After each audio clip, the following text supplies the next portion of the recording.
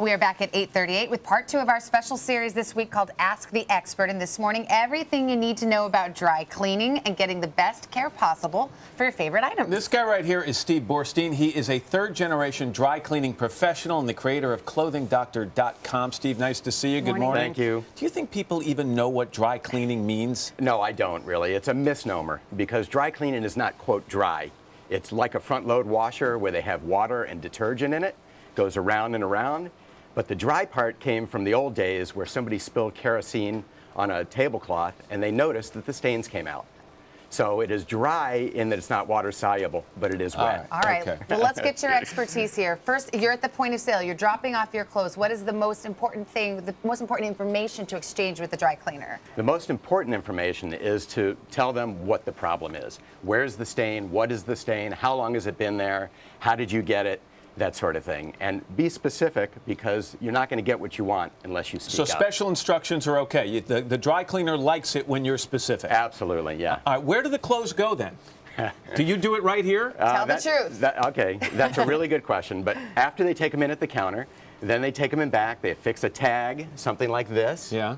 And that will tell them their special instruction. They check the pockets, which is very important for the dry cleaner and at home. So you don't have gum or lipstick or Vaseline or something that ruins all the clothes. And then it goes into the back where the super spotter removes any stains that are on there. They put it in the machine. It actually washes and dries in one cycle, comes out, gets re-inspected, goes to be pressed or finished and hand ironed if necessary. Inspected again, packaged, and then back to the rightful customer. Okay, real quick, should I pre-treat a stain? Should I try to take care of it before I bring it in? In most cases, I'm going to say no. And it's not a cop-out. You just should not because they are the professionals. All right, let's move over here. A lot of garments have a little label in it and it says dry clean only. Right. Do you really have to adhere to that? That's a good question. And this is one of those items. Is 93% silk. You know, the bottom line is if you're comfortable hand washing something, go ahead. But why would you take a custom-made suit or a garment like this and take a chance by doing it yourself? Are there any fabrics or items that should never be dry cleaned? Well, they usually say, do not dry clean. Okay, all right, good. Okay. Do you like these kits? I know it's a little against the dry cleaner's interest, but do these at-home dry cleaning kits work? No, I mean, I think that consumers should be given every power they can. The fact is, I think they work well at freshening up clothing. Mm-hmm. They remove some water-based stains like juice and soda and coffee, but they do not remove oily stains. So olive oil, fish oil, stuff like that, you need the dry cleaner. I think you've heard this question before. Why is it so expensive? Why is it more expensive for women's clothes? That's right. Sorry. Okay, well, clean and quick is that if it's tailored the same, if it's your suit and a woman's suit, exactly the same price.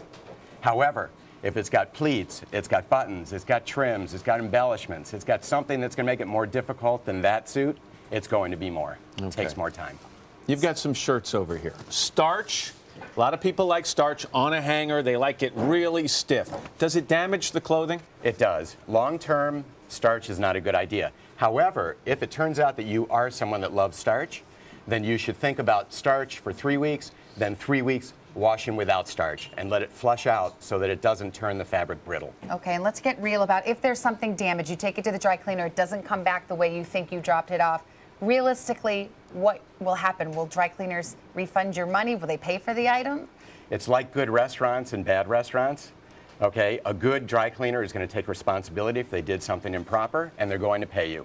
A lesser dry cleaner is going to use a fair claims guide from the government. They're going to diminish the price based on the value of the garment based on age and condition. Final question. Savannah wanted to ask this. When you deliver something to her house that doesn't belong to her, does she get to keep it? Exactly. Sometimes. I ended up with an Issey Miyake raincoat in the same situation. You're not giving that back. And the customer didn't want it either. But it's really important, the dry cleaner, that you quickly return that so they can get it to its rightful owner. Definitely. I mean, you know, we try to do everything we can for the consumer. All right, Steve, thanks very much. Thank you. Appreciate it. We're going to wrap things up tomorrow with a professional pilot and things you need to know before your next flight. All right. Meantime, up next, is this normal? We are going to answer your questions when it comes to some odd habits you might have. But first, this is Today on NBC. Like keeping other people's dry